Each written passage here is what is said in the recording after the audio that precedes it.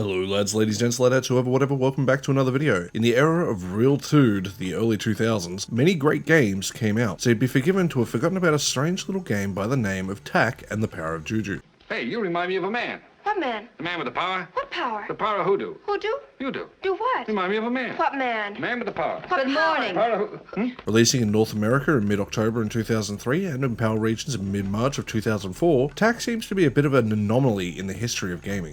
Where did you come from? My place, what do you think? Being produced by Nickelodeon, it was, at least at the time, the only game they produced where they hadn't made a show of it. It did go on to have an animated TV series in 2007 that was something. We are going to burn up. We are going to...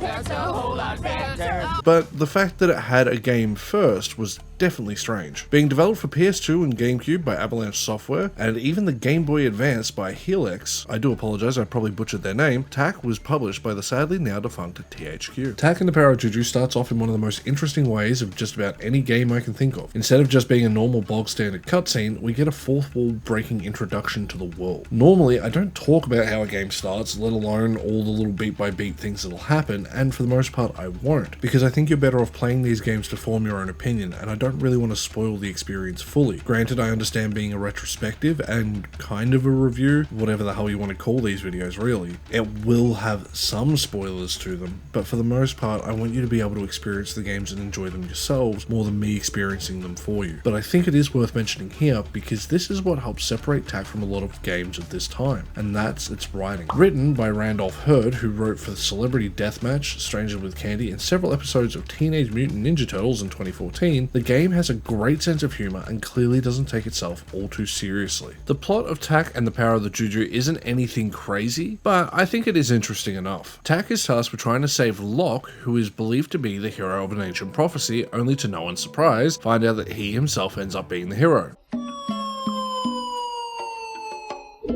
Hello, everyone. How are you? Fine, thank you. Oh my god! This isn't anything that I would say is groundbreaking or revolutionary, but teamed up with the rather good character writing, and I think it has something there to keep you intrigued. Originally planned to be what is known as an organic platform with the emphasis on the natural world, with its puzzles and obstacles being the main focus of the gameplay, Tak eventually evolved into what it is known as now, being a 3D platformer with collectathon-like elements and some basic combat. I wouldn't say it overly strayed away from the original idea. Granted, some of the puzzles are a little brain dead in comparison to what I think they would have originally planned, but the levels are designed in a way to make the most of its platforming. And even though it is a PS2 era game, you will notice the vegetation is lush and abundant. It is everywhere. The game has beautiful colors. It is very vivid and a joy to look at, with the game's soundtrack also reflecting this core focus. With everything feeling very tribal and the focus on rhythm instead of a straight up melody, it has a really good energy and suits perfectly. However, it's not without its faults. As an example, there's a track titled Phoenix Arena that has electric guitar, and although usually I'm a big fan of my favorite instrument being in any song ever, it feels really jarring and out of place here. Now, as mentioned, this game is a 3D platformer, so you would expect it to play like one. So I'm not really going to talk about the platforming itself because it's pretty bog standard, with the only thing being worth mentioning is being the camera can drive you a bit bonkers. So let's get into the combat. Now, it's worth saying this is not going to be a Ratchet and Clank or Jak and Daxter style combat, so don't expect it to be incredible. The combat itself is pretty standard. Nothing offensive, but nothing too awful. To keep the combat from feeling samey though, we will get the ability to use the Power of Juju. Hey, you remind me of a man. What man? The man with the power. What power? The power of hoodoo. Hoodoo? You do. Do what? Remind me of a man. Remind you, oh. Sorry, I couldn't help myself. I wanted to use that joke one more time. So what is Juju? Well, Juju is this game's version of magic and is something like the Force in Star Wars. Although in the TV series they claim Jujus are creatures that live in a Juju realm, but if there's a Juju realm, wouldn't that mean that Juju is magic? What the hell am I doing with my life?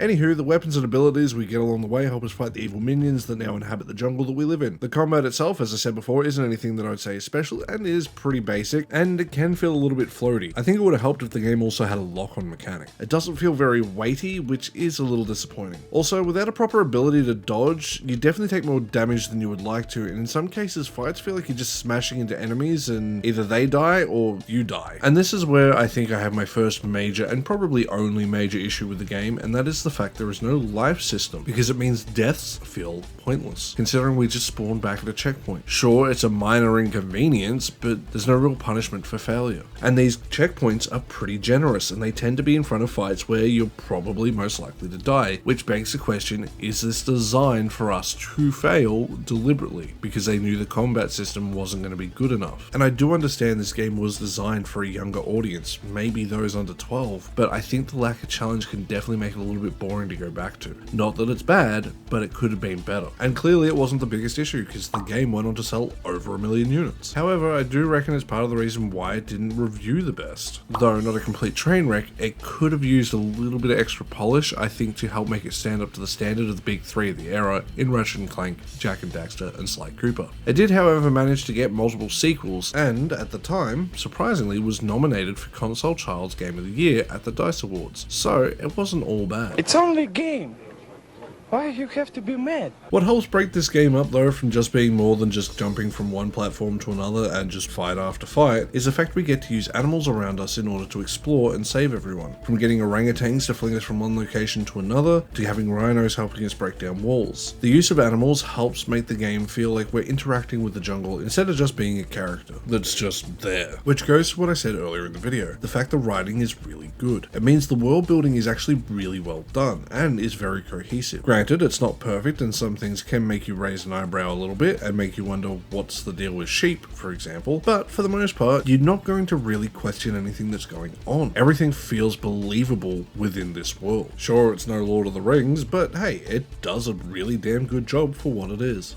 It is what it is. It is what it is. And sadly, we need to address an elephant in the room. Not because we get access to animals in the game, but the fact is this game has definitely aged a little poorly when you look at it through a modern lens. I don't really want to get political or anything like that, because I don't really care too much. I don't have a foot in the race. I could definitely see why some people might find this game to have aged poorly, especially given some of the use of language and some of the caricatures, or at least exaggerated character designs, when it comes to depicting tribal people. Now, I think it'd be disingenuous to sit there and assume that this game was made with any harmful or ill intent. I think this game was made to entertain children, and that's what it set out to do. I think that's pretty obvious from the fact the tribe is called Poopanunu, the idea of poo-poo. Kids, they find poop funny. So I don't think you should be going out, pulling out the pitchforks and trying to hunt down anyone who had anything to do with this game and trying to start a shitstorm. This game is a game of its time, and like old cartoons, yes, you could definitely see a problem with it through a modern lens, and I think that's good that society has progressed to a point where we can agree that, hey, this isn't okay. At the end of the day, it's a video game. We don't need to take things so seriously. So with that, lads, ladies, gents, ladetts, whoever, whatever, that brings us to the end of another video. I'd like to thank you so much for watching, and I'm sorry I got a little bit serious there at the end, but I think it is worth mentioning the fact that, you know, the game has not aged the best given the current climate of the world.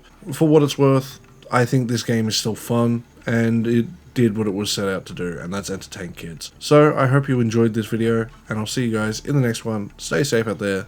Bye. I'm a little pepper shaker. The hot rod's outside. Come on, that is. You remind me of a man.